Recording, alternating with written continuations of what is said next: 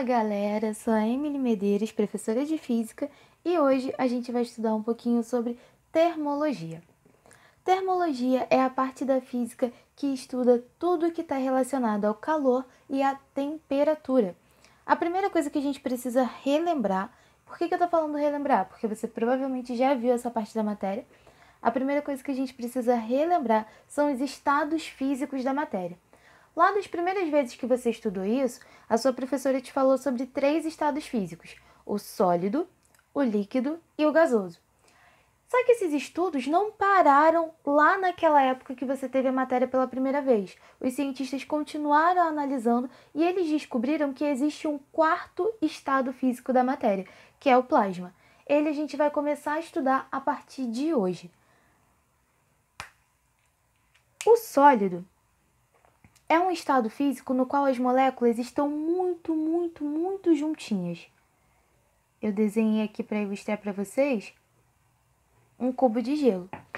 As moléculas estão muito unidas no estado sólido, extremamente unidas. Elas quase não se mexem, ou seja, a energia cinética delas é muito pequenininha, muito baixinha. Todo material no seu estado sólido tem uma forma bem definida e um volume definido também, tá? Se eu começar a aquecer um pouquinho, eu chego no estado líquido. No estado líquido, as moléculas estão um pouquinho mais separadas. Repara que elas ainda estão próximas, o movimento entre elas ainda é um movimento pequeno, porém, já há uma movimentação aqui das moléculas maior do que havia quando a gente analisava o estado sólido.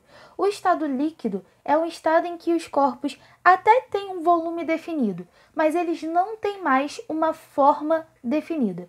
Como assim não tem uma forma definida? Eu desenhei aqui um copinho com água. Se por acaso eu pegasse essa mesma quantidade de água e colocasse dentro de uma garrafa de 2 litros, aquela garrafa PET de Coca-Cola, esse formato, essa água ia adquirir o formato da garrafa PET. Aqui, quando a água está dentro desse copo, ela adquire o formato do copo. Se eu despejar essa água dentro de um pote, ela vai adquirir o formato do pote. A quantidade de água, o volume de água não vai mudar. Eu vou ter o mesmo volume de água no copo, o mesmo volume de água na garrafa, o mesmo volume de água no pote. A única coisa que vai mudar é o formato. Então, repara no seguinte, quando a gente analisa o estado sólido, a gente está analisando um corpo que tem uma forma definida e um volume definido também. Quando a gente analisa o estado líquido, é um corpo que tem um volume definido, mas a sua forma varia. A sua forma depende do recipiente no qual esse líquido se encontra. Tranquilo? O terceiro estado físico da matéria é o estado gasoso, onde as moléculas estão bem mais agitadas, elas estão bem mais separadinhas, tá?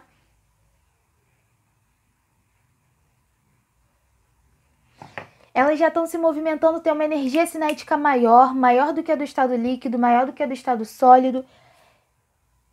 Nesse estado aqui, ó, repara que o vapor d'água, por exemplo, que foi o que eu tentei desenhar, uma substância no seu estado gasoso, ela não tem nem uma forma definida e nem um volume definido. O ar, o gás, o vapor de água, ele assume o volume do recipiente que eu coloco. Vamos supor que eu tivesse aqui dentro dessa garrafa uma certa quantidade de gás. Ao abrir a garrafa, esse gás ia se espalhar igualmente por toda a sala.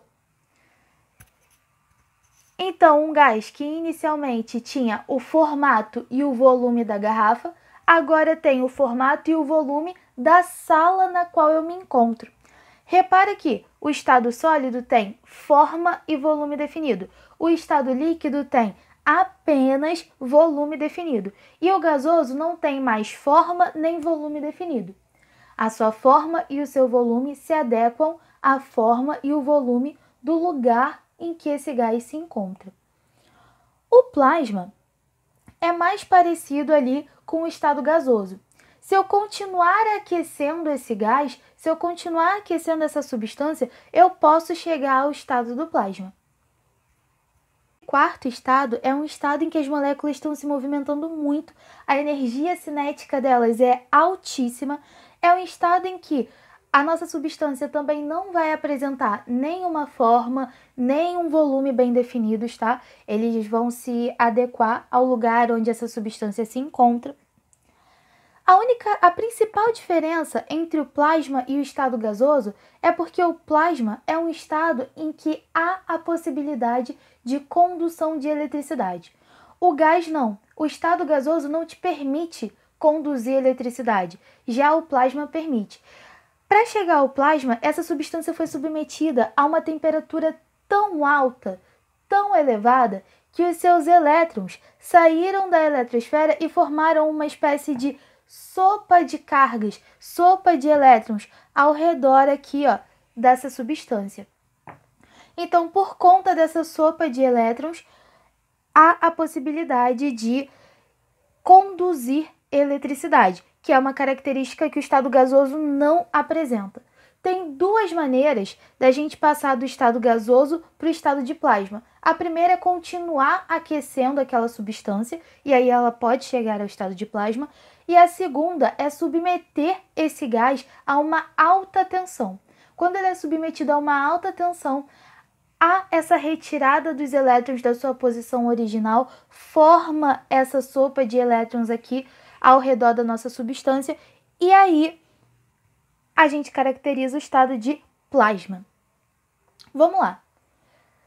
Se o corpo que eu estou analisando, se a substância que eu estou analisando é uma substância sólida, é, por exemplo, um cubo de gelo, ele não precisa ser um cubo de gelo para sempre. Se eu começar a ceder calor para esse corpo, se eu começar a aumentar a temperatura desse corpo, ele vai passar para o estado líquido, vai passar para o estado gasoso, vai passar para o estado de plasma, e é isso que a gente vai ver agora. Quais são os nomes dessas passagens de um estado físico para outro?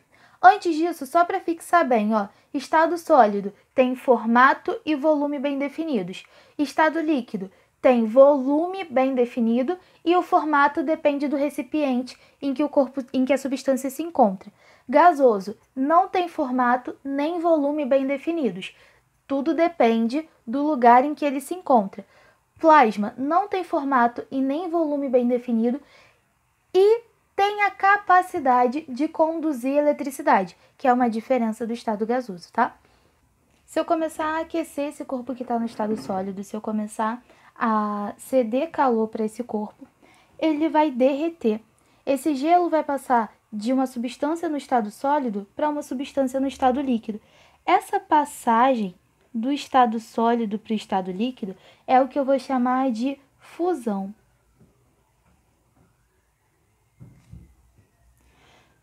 Aqui, quando eu já tenho a água líquida, se eu começar a ceder calor para ela, ela vai aquecer até o momento que ela vai se transformar. Ela vai passar do estado líquido para o estado gasoso. Ela vai se transformar em vapor d'água. Essa passagem do estado líquido para o estado gasoso é o que a gente vai chamar de ebulição. Também pode aparecer no livro como vaporização ou evaporação, tá? E aqui, como a gente viu, se eu submeter esse gás a uma alta tensão ou se eu continuar cedendo calor a essa substância que está no estado gasoso, ela vai passar do estado gasoso para o estado de plasma. Essa passagem eu chamo de ionização.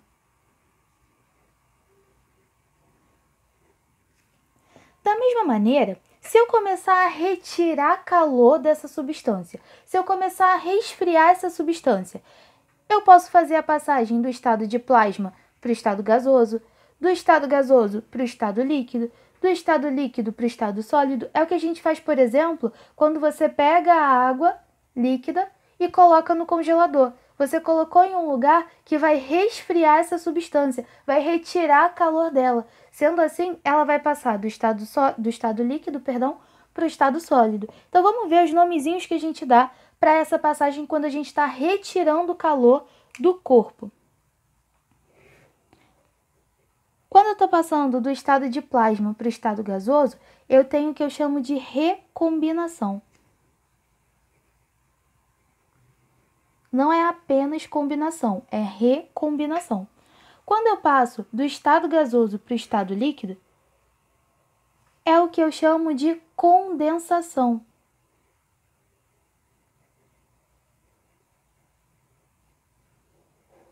Lá no módulo anterior, a gente comentou, quando falou de algumas usinas, a gente comentou sobre um tubo condensador, que era um tubo por onde o gás passava e saía dali como líquido.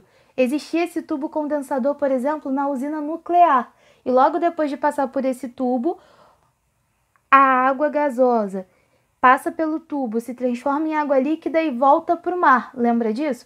Por que o nome do tubo é condensador? Porque ele faz a condensação dessa água. Ele a transforma do estado gasoso para o estado líquido.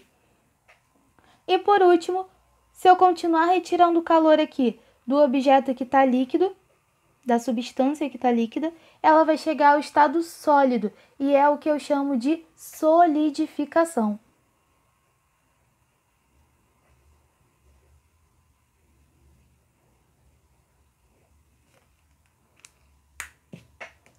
Vamos lá. Entre esses 4 estados físicos, diz para mim qual deles é o que a gente encontra maior temperatura. Vamos lá, vou te ajudar. Quem tem a maior temperatura? A substância no estado de plasma ou a substância no estado sólido? Isso aí, no estado de plasma. Quem tem a menor temperatura? A substância no estado gasoso ou a substância no estado líquido? Quem tem a menor temperatura? Isso aí, no estado líquido. Repara no seguinte, ó. Quem tem a maior temperatura entre esses 4 estados aqui é o plasma. E nele as moléculas estão super agitadas. Quem tem a menor temperatura é o estado sólido. E nele as moléculas quase não se mexem. Elas têm uma energia cinética muito baixa, um movimento muito pequeno. O que eu estou querendo dizer com isso? A gente vem falando de quem tem a maior, quem tem a menor temperatura, mas o que é temperatura? O que a física reconhece como temperatura? Temperatura é justamente o grau de agitação das moléculas. É justamente o grau de agitação molecular. Ou seja, quem tem mais agitação nas suas moléculas é quem tem a maior temperatura. Quem tem menos agitação nas suas moléculas é quem tem a menor temperatura. Então preste atenção no seguinte: temperatura é grau de agitação molecular. Quanto mais agitadas as moléculas estiverem, maior é a temperatura naquele corpo. Agora que você sabe o que é, começa a ser importante para a gente conseguir medir essa agitação molecular. Como é que eu faço para medir isso? Eu uso escalas termométricas. Aqui no Brasil, a gente costuma usar a escala Celsius, que é representada assim, ó, por grau Celsius. E aí essa escala Celsius, ela vai, ó, de 0 a 100. 0 graus Celsius a 100 graus Celsius. Sabe o que esses 2 pontos significam? Eles têm um nomezinho especial. Eu chamo eles de pontos fixos. Eles representam, respectivamente, ó, esse aqui de baixo representa o ponto de fusão da água e esse aqui de cima, o ponto de ebulição da água. Tá lembrado o que é fusão? O que é ebulição? Fusão, quando a água passa do estado sólido para o líquido. Ebulição, quando a água passa do estado líquido para o gasoso. Os pontos fixos de qualquer escala sempre vão ser o ponto de fusão e o ponto de ebulição da água. Então, eu sempre vou marcar aqui, ó, qual é o ponto de fusão, qual é o ponto que a água passa do sólido para o líquido e qual é o ponto que a água passa do líquido para o gasoso. Aqui na nossa escala de graus Celsius, nessa escala que a gente mais usa aqui no Brasil, a água passa do sólido para o líquido a 0 graus Celsius, e do líquido para o gasoso a 100 graus Celsius. Apesar de ser a mais usada, a mais conhecida pra gente, a escala de graus Celsius não é a única. Nos Estados Unidos, por exemplo, eles utilizam muito mais a escala Fahrenheit, que é representada por graus Fahrenheit. Nessa escala, eu também vou ter 2 pontos fixos, porque eu sempre vou ter 2 pontos fixos em qualquer escala. E lembra, ó, o ponto aqui de baixo representa qual é a temperatura em graus Fahrenheit que a água sofre fusão. Aqui, ó, é o 32. E qual é a temperatura em graus Fahrenheit no qual a água sofre ebulição? Que aqui é o 212. Então, vamos lá. Graus Celsius é uma escala que a gente usa para poder medir temperatura. Aqui no Brasil ela é a mais usada, mas ela não é a única maneira de medir temperatura. Nos Estados Unidos, por exemplo, eles usam a escala Fahrenheit. E aí, ó, sempre o ponto de baixo é o ponto de fusão da água, o ponto de cima, o ponto de ebulição. Um dos primeiros capítulos da apostila falava sobre as grandezas e as suas unidades no SI. E aí tinha uma tabelinha, se eu não me engano, é o módulo 3.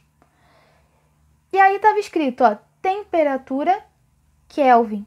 Sabe o que é isso? Significa que essa escala aqui, a escala Kelvin, é a escala do SI. Toda vez que uma questão te perguntar qual é a temperatura no SI, você precisa dizer para ele a temperatura dentro dessa escala aqui, dentro da escala Kelvin. Para poder diferenciar essa temperatura do SI das demais, para poder diferenciar ela das outras, eu vou representar apenas como K e não como graus Kelvin, só como Kelvin, tá? Essa daqui é a escala reconhecida pelos cientistas. Nessa escala é a que a gente tem o zero absoluto. É a menor temperatura que já foi marcada na superfície da Terra. Então, o 0 Kelvin representa a menor temperatura que já foi marcada aqui na superfície da Terra, tá? Para poder diferenciar essa escala como a escala que tem o zero absoluto, a escala que é absoluta, eu não vou representar como grau Celsius, grau Fahrenheit, grau Kelvin. Eu vou representar apenas como Kelvin, porque essa é a escala do zero absoluto. Essa é a escala que a gente considera no SI. Por isso, para poder diferenciar das demais, não vou usar a bolinha de grau aqui, tá? Não pode usar essa bolinha na escala Kelvin.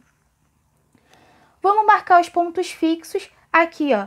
O ponto em que a água sofre fusão é o 273 Kelvin e o ponto que a água sofre ebulição é o 373 Kelvin.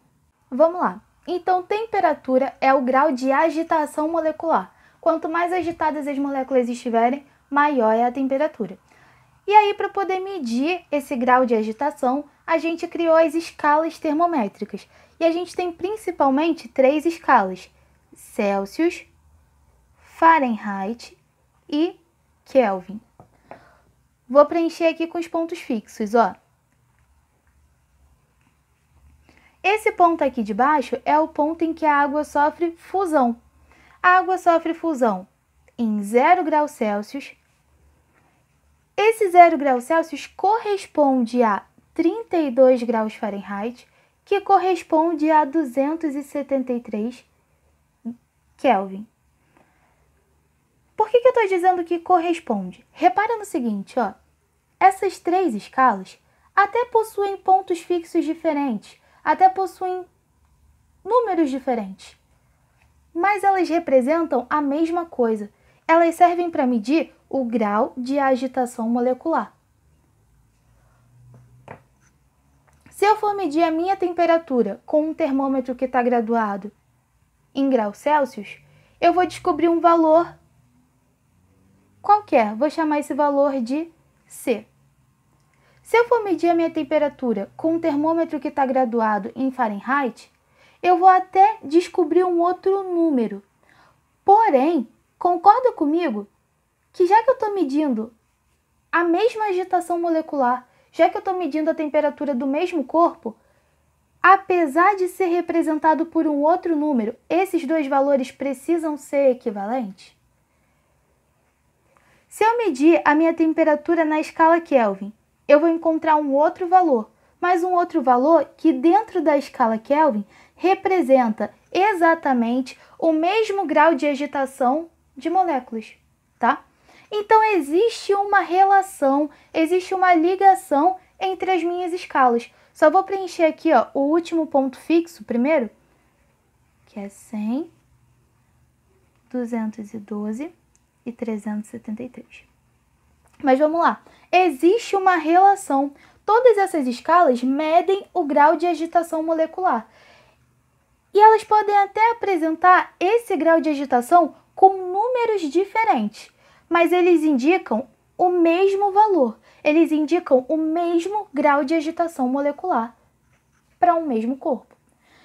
Então, existe uma relação entre o valor que um termômetro em Celsius me apresenta e o valor que um termômetro em Fahrenheit me apresenta.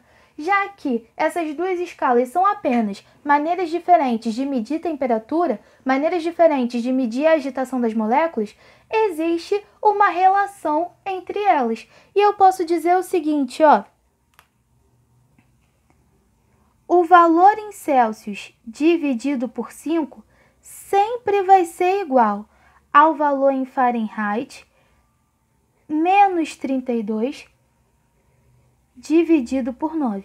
Essa é a relação entre a escala Celsius e a escala Fahrenheit. Não pode esquecer. O valor em Celsius sobre 5 sempre vai ser igual ao valor em Fahrenheit menos 32 dividido por 9. Existe também uma relação entre a escala Celsius e a escala Kelvin, que ela diz o seguinte, ó. Celsius é igual ao valor em Kelvin menos 273. O valor em Celsius é sempre igual ao valor em Kelvin menos 273. Então, se por acaso uma questão te dá um valor em Celsius e te pergunta quanto ele vale em Kelvin, você usa essa relação aqui. Se uma questão te dá o valor em Fahrenheit e pergunta quanto vale em Celsius, você usa essa primeira aqui. Sempre que a questão falar de Celsius e Fahrenheit, essa primeira fórmula. Sempre que falar de Celsius e Kelvin, essa segunda fórmula. Também existe uma terceira fórmula, que é a relação entre Kelvin e Fahrenheit. Eu posso dizer o seguinte, ó. Kelvin menos 273 sobre 5 é igual a Fahrenheit menos 32 sobre 9.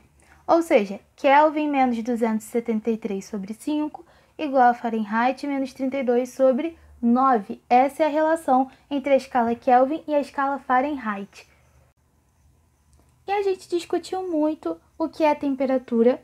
A gente discutiu como pode calcular a temperatura, como é que eu vou medir esse grau de agitação das moléculas. E aí eu pergunto para vocês, temperatura é a mesma coisa do que calor? No dia a dia a gente usa essas duas palavras como sinônimos, mas elas não são equivalentes. Elas não representam a mesma coisa. Calor é a quantidade de energia térmica em trânsito, é a quantidade de energia térmica em movimento. Como assim? Já aconteceu com vocês de apoiar, sei lá, um pedaço da cadeira naquela época que a gente ainda estava tendo aula presencial e um pedaço da cadeira que é de ferro, por exemplo? Geralmente, você sente frio quando apoia o seu braço em cima de um pedaço da cadeira que é de ferro. Você sente aquela diferença de temperatura, porque o seu braço está com uma temperatura maior do que a da superfície em que ele está apoiando. Se você mantiver o braço ali, em cima da cadeira, você vai reparar que com o passar do tempo, você não sente mais frio. Quando você retira o braço, aquele pedaço onde você estava apoiado até está mais quentinho do que o restante da cadeira, não é? Por que isso acontece? Porque houve ali troca de calor entre o seu corpo e a cadeira. Porque houve ali troca de energia térmica. A energia térmica, um pouco da energia térmica do seu braço passou para a cadeira. Por isso que agora você sente aquele pedaço do seu braço um pouquinho mais frio, enquanto aquele pedaço da cadeira está um pouco mais quente do que estava antes e do que o restante da cadeira. Calor é a energia térmica em movimento. Eu sempre vou ter calor quando eu tenho pelo menos dois corpos e um deles tendo uma temperatura maior do que o outro. Como eu desenhei aqui, ó, eu desenhei o corpinho A, que está inicialmente com a temperatura de 80 graus Celsius, e um corpo B, que está com a temperatura de 20 graus Celsius. Repara no que vai acontecer aqui, ó. Calor é energia térmica em trânsito, energia térmica em movimento. Quando eu encostar esses dois corpos, vai haver uma passagem de energia térmica do corpo mais quente para o corpo mais frio. Vai haver, ó, calor. Passagem de energia térmica do corpo mais quente para o corpo mais frio. E aí essa passagem de energia vai ficar acontecendo ali, ó. Repara no seguinte, esse corpo mais quente, ele está cedendo calor. Ou seja, ele está perdendo calor. Sendo assim, as suas moléculas que estão perdendo calor vão ficando cada vez com menos energia e vão ficando menos agitadas, vão ficando com uma temperatura menor. Já esse corpo B, que está recebendo energia térmica, ele está ganhando energia. As suas moléculas estão ganhando energia. Elas estão ficando cada vez mais rápidas. Ou seja, elas estão se movimentando cada vez mais. Esse corpo aqui, por ganhar energia térmica, vai estar aumentando a sua temperatura. Enquanto esse, por estar cedendo energia térmica, por estar perdendo energia térmica, vai diminuir a sua temperatura. Ou seja, o A diminui a temperatura, enquanto o B aumenta. E essa mudança de temperatura vai acontecendo até que esses corpos chegam ao que eu chamo de equilíbrio térmico, que é o momento em que, ó, vamos lá, eu tenho um corpo B que está a 20 graus Celsius e tenho um corpo A que está a 80. O A vai perdendo calor, vai perdendo temperatura, enquanto o B vai ganhando temperatura.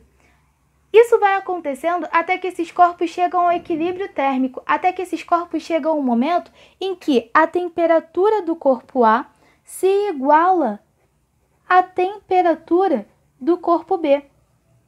Quando isso acontece, não existe mais um corpo mais quente e um corpo mais frio. Existem dois corpos que têm a mesma temperatura. Lembra que a gente comentou que calor era a energia térmica que passa do mais quente para o mais frio? Se não existe mais um mais quente e um mais frio, se os dois têm a mesma temperatura, então para de ocorrer calor, beleza? Calor é essa energia que passa do mais quente para o mais frio. Se ambos os corpos têm a mesma temperatura, não existe mais calor. Então vamos lá. Quando eu aproximo um corpo mais quente de um corpo mais frio, vai haver calor, vai haver troca de energia térmica. O corpo mais quente vai passar energia térmica para o mais frio.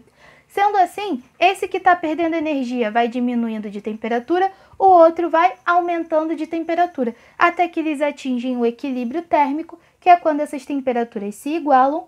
Aí não tem mais um corpo mais quente, não tem mais um corpo mais frio, ambos têm o mesmo valor de temperatura e por conta disso não vai haver mais fluxo de energia térmica.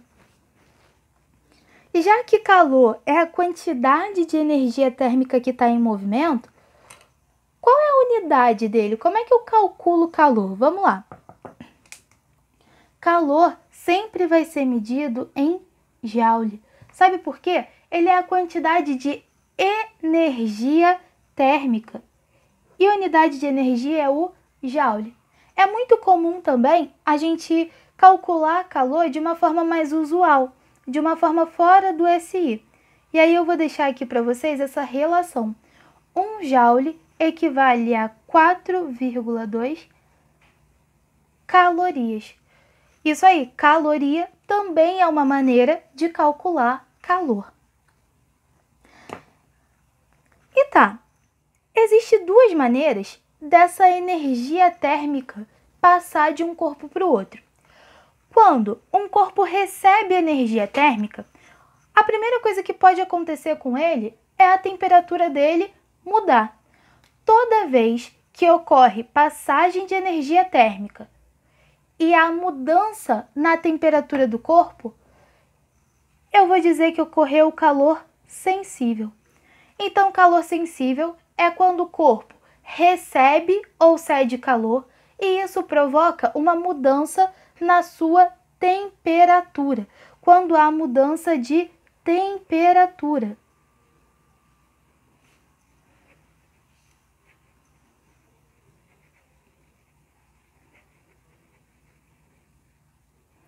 Eu posso calcular esse calor sensível dessa maneira aqui, ó. MC ΔT. O que isso significa? Esse QS é quantidade de calor sensível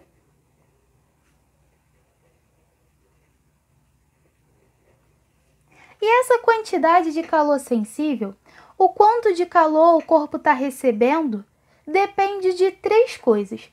Primeiro, depende da massa desse corpo.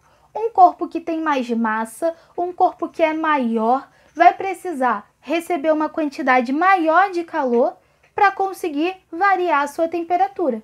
Um corpo que tem menos massa, um corpo que é menorzinho, você consegue fazer ele variar de temperatura com uma quantidade de calor menor. Passando só um pouquinho de calor para ele, já vai ser suficiente. Tranquilo? Então, uma das coisas que influencia nessa mudança de temperatura, uma das coisas que influencia nesse calor sensível é a massa do corpo. E aí, ó, só para a gente relembrar aqui, massa é medida em quilo. Vamos lá. Esse Czinho é o calor específico sensível do material. É um nome grande. Vamos lá, vou escrever aqui.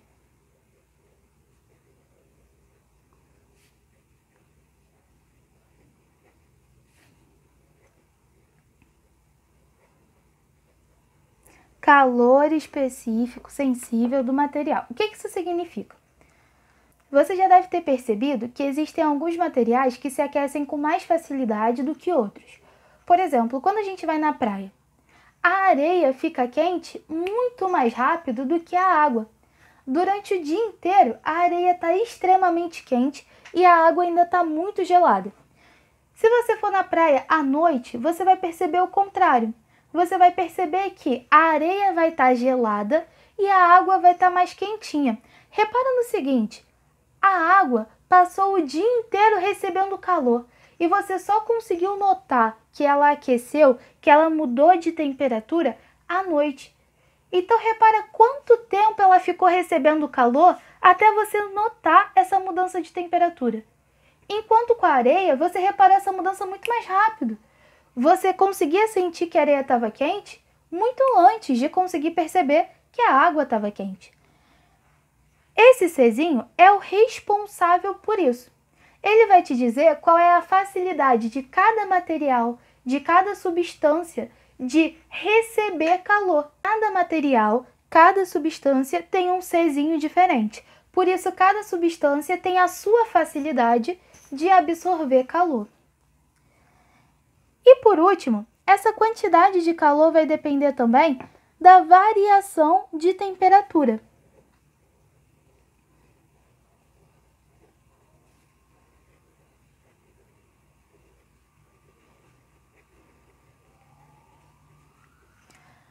Como assim da variação de temperatura? Se eu quero provocar uma leve variação, se eu quero que o corpo que eu estou analisando aumente só um pouquinho de temperatura, eu posso ceder só um pouquinho de calor para ele. Se eu quero que haja uma variação brusca na temperatura, eu preciso ceder mais calor para ele. Então, a quantidade de calor que esse corpo vai precisar depende. A quantidade de calor que esse corpo vai receber depende da massa, do Czinho e da variação de temperatura que eu quero provocar nesse corpo. Vou preencher aqui, ó, com as outras unidades. Joule. Temperatura no SI, ó, a gente já viu que é Kelvin.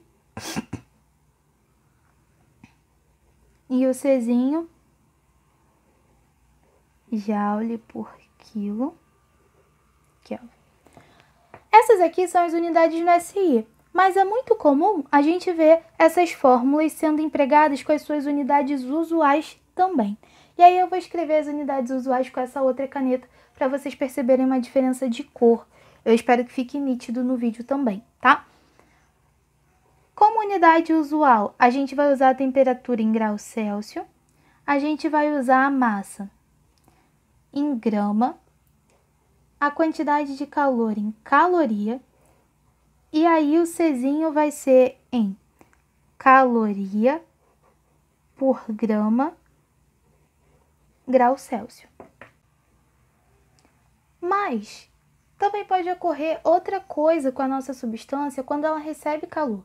Ao receber calor ou ceder calor, pode acontecer dela mudar o seu estado físico.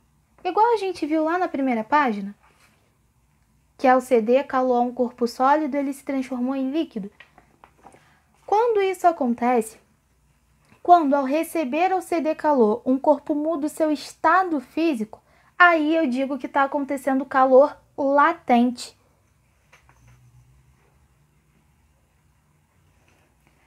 Então, o calor latente acontece quando a gente tem mudança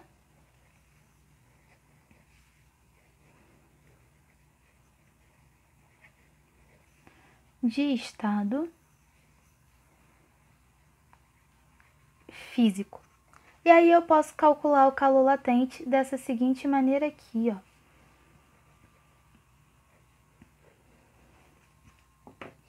mL, onde QL significa quantidade de calor latente, M representa massa, e esse Lzinho representa constante do calor latente.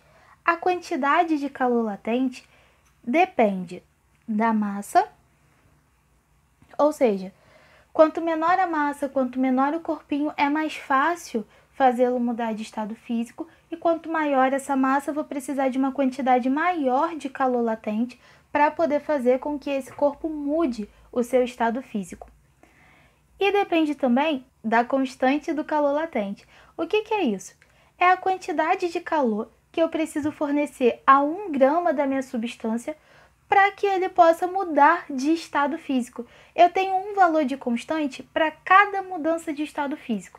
Então, eu tenho um Lzinho de solidificação, eu tenho um Lzinho de fusão, um Lzinho de ebulição, um Lzinho de condensação, tá? Que é a quantidade de calor que eu preciso ceder para 1 grama da minha substância para que esse 1 grama da substância altere o seu estado físico. Tranquilo? Vou escrever as unidades aqui do SI em laranja. Quantidade de calor, já que calor é um tipo de energia, a sua unidade é em joule. Massa no SI é em quilos. E aí esse Lzinho aqui vai ser em joule por quilo. Já nas nossas unidades usuais, o que é mais comum de aparecer, tá? Quantidade de calor em caloria, massa em grama e o Lzinho como caloria por grama. Agora a gente vai começar a falar sobre a termodinâmica. Termodinâmica é o ramo da física responsável pelo estudo das causas e efeitos das mudanças de temperatura, volume e pressão que acontecem em um corpo. Então, já que aqui a gente está falando de temperatura, a gente está falando sobre corpos que alteram lá a sua temperatura, ganhando energia térmica ou perdendo energia térmica, a gente calculou aqui, ó, qual é a quantidade de calor necessária para um corpo mudar de temperatura. Já que a gente está falando disso, a gente está falando um pouco da termodinâmica. E aí a termodinâmica vai apresentar 3 leis para a gente. A primeira é a lei zero, e ela diz o seguinte, ó. Imagina que eu tenho 3 corpos, o corpo A, o corpo B e o corpo C. O corpo A tem a temperatura A, o corpo B tem a temperatura B e o corpo C tem a temperatura C.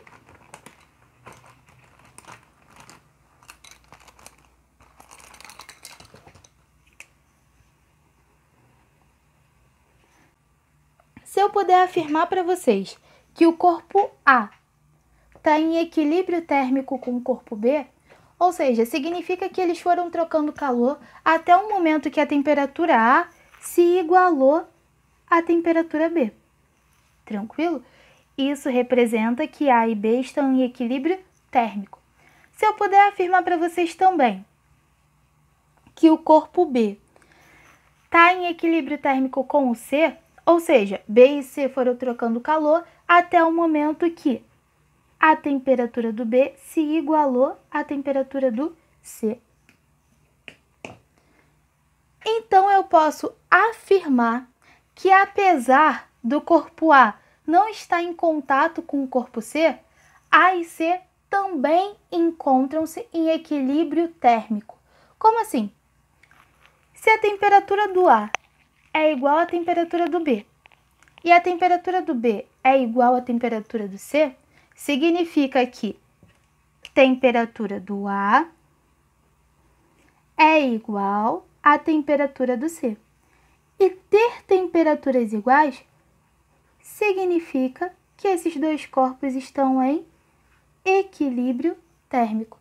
Então, a lei zero diz que se TA é igual a TB, TC é igual a TB, podemos afirmar que o corpo A está em equilíbrio térmico com o corpo C. A primeira lei da termodinâmica vai trabalhar um pouco aquela ideia de... vai reforçar um pouco, na verdade, aquela ideia de que na natureza nada se cria, nada se perde, tudo sempre se transforma. Então, quando eu tenho uma máquina, eu preciso ceder energia para essa máquina para que ela possa executar o que eu quero. Então, eu estou cedendo aqui, um pouco de energia térmica para que essa máquina faça o trabalho que eu quero que ela realize, para que essa máquina use essa energia de uma forma útil. Então, eu vou chamar aqui a parte dessa energia que é utilizada de forma útil de trabalho, representando o trabalho que essa máquina faz. Então, eu estou cedendo energia, mesmo que térmica, mas estou cedendo uma energia para que essa máquina realize uma função útil, para que essa máquina pegue essa energia e a transforme em algo que eu quero utilizar, em algo útil para mim, que transforme no trabalho que eu quero realizar. A gente já viu lá no módulo anterior que não há uma transformação de energia que possa ser 100%. Não há uma transformação perfeita de energia. Eu nunca vou conseguir, utilizando máquina nenhuma, eu nunca vou conseguir transformar 100% da energia que eu dei para a máquina em energia útil. Eu nunca vou conseguir transformar 100% da energia em energia utilizada. Sempre há um pouquinho de energia que se perde no caminho. Sempre há um pouquinho de energia que vai ser transformada em outras formas de energia além da útil, que era o que a gente chamava no módulo anterior de energia dissipada, né? Era quando parte do mecanismo ali da máquina aquecia, então parte da minha energia original se transformava em calor e acabava não completando essa parte de transformação, acabava não se tornando um trabalho, não se tornando uma energia utilizável. Essa diferença entre a energia que realmente foi útil e a energia que eu cedi é o que eu chamo de variação da energia interna. É o quanto a minha energia variou do começo do processo até o final. Essa aqui é a porcentagem de energia que foi dissipada, que foi transformada em outros tipos de energia além da que eu realmente queria utilizar. E aí a primeira lei da termodinâmica vai relacionar para a gente essas três grandezas. Ela vai dizer o seguinte, ó. Essa quantidade de calor que eu estou cedendo para a máquina sempre vai ser igual à quantidade de energia que foi transformada em algo útil, mais a variação da energia interna. Ou seja, o quanto de energia ali foi transformado em outros tipos de energia além da que eu realmente queria. E aí eu vou dizer para vocês também os nomezinhos dessas letras, tá? Esse aqui é a quantidade de energia térmica em trânsito, então é o nosso calor. Esse trabalho, essa energia que foi utilizada é o que eu vou chamar de trabalho. E aqui a variação.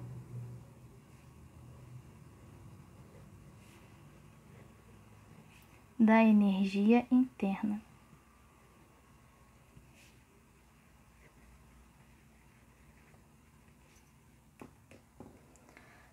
E a segunda lei da termodinâmica vai dizer o seguinte pra gente: a energia térmica sempre vai do corpo mais quente para o corpo mais frio.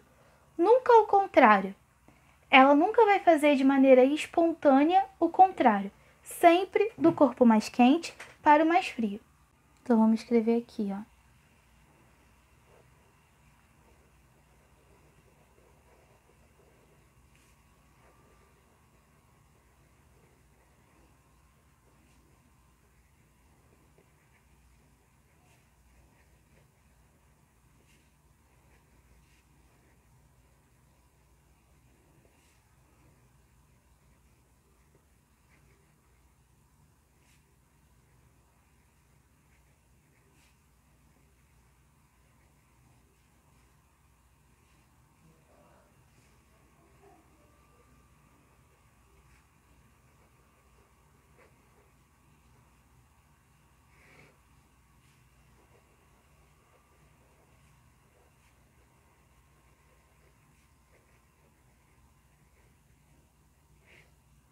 Além disso, nenhuma máquina tem 100% de eficiência, nenhuma máquina tem 100% de rendimento, tá? Sempre vai haver ali um pouquinho de variação da energia interna, sempre vai haver ali um pouquinho de energia que foi dissipada em outras maneiras de energia, além da que eu realmente queria que fosse a minha energia final, tá? Então, a segunda lei também diz pra gente que não existe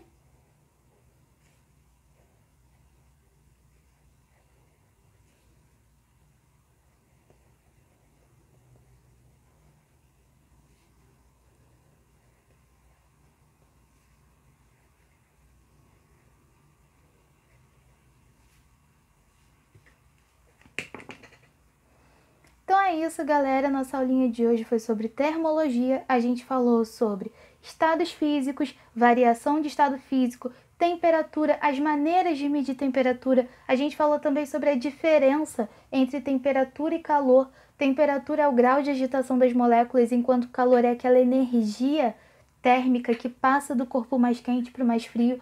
A gente viu as maneiras de calcular calor, se houver mudança de temperatura, se houver mudança de estado físico. Além disso, a gente estudou um pouquinho também sobre a termodinâmica, conheceu as suas leis principais, e é isso. Qualquer dúvida é só perguntar na aula ao vivo. Um beijo e até a próxima!